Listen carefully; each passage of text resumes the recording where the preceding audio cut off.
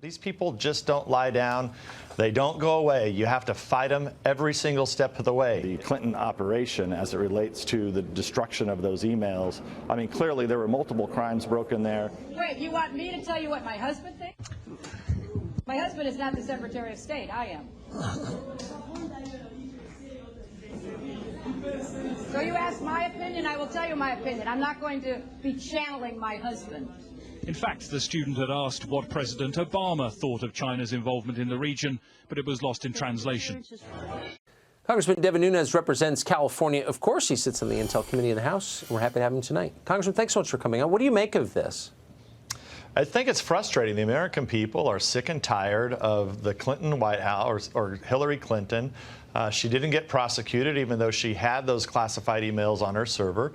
And look, I give kudos to Judicial Watch. They've been tough. They've stayed on this, and that's what we have to do in this town. If these people just don't lie down, they don't go away. You have to fight them every single step of the way. It's what you have to do. And 6 years, the way I understand it, I just saw Tom Fitton here in the Fox studio, and he said that she should be deposed in about 75 days, within 75 days. And look, this has been going since 2012. I mean, it's been a while. Well, there's all sorts of issues with the Clinton campaign arm.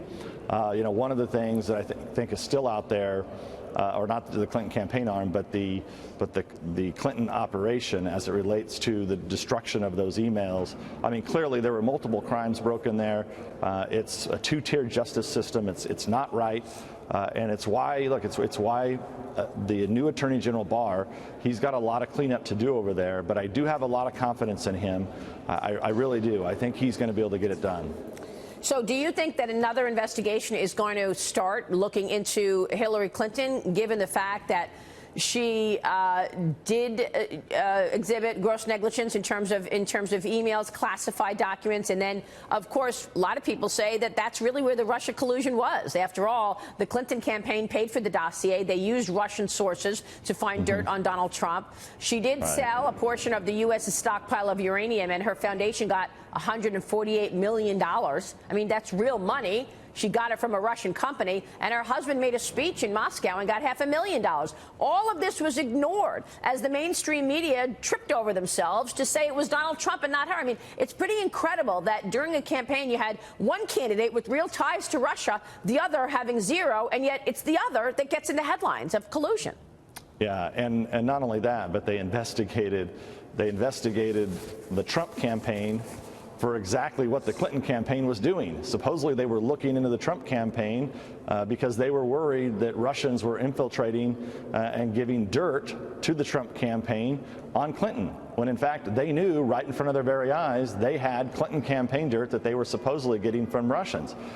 And Christopher Steele, who was the hired gun of the Clinton campaign arm, that was running around in London somewhere, supposedly talking to Russians. You know, we don't know, but you know, the FBI was willing to take that information and never go do a counterintelligence investigation on Christopher Steele. Maybe Christopher Steele was a compromised Russian agent. We don't know, but this is criminal what the media didn't do. And just this morning, just read a story that Christopher Steele, lo and behold, he showed up. Finally, somebody in the media tracked him down in London. There's a new picture of him because, you know, he's been in hiding for all this time. Now, you're telling me that every major news media outlet, including many over in London, it's a big economic center of the world. You cover it on your show quite often. Yeah. And are you telling me that no one could find Christopher Steele to ask him questions about what was going on with the dossier? Because, as you know, he was referred by the Senate. He had a criminal referral to the Senate for lying. If you look at our investigation, you know, we invited him to come and speak. He never would come and speak. And then, lo and behold, after Mueller comes out and completely debunks the dossier, it's completely debunked now. The Clinton dirt is debunked. And now suddenly the media has time to go and track down Christopher Steele.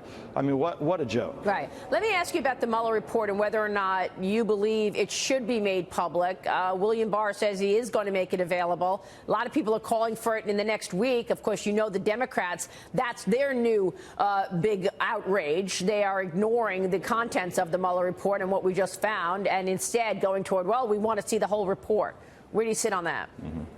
Well, I actually think I was the first member of Congress to say that all of the information needs to come forward. So I don't really care about the report specifically, because I think the report should just be burned because it's partisan. And it should be looked at a lot like the Christopher Steele Clinton dirt dossier. I mean, this is really Mueller's dossier is what this is, okay? So it was written by a bunch of partisans. However, there were a lot of interviews that were done. There were a lot of warrants that were issued. There's a lot of underlying information that could hypothetically fill in blanks to our investigation that I would like to see.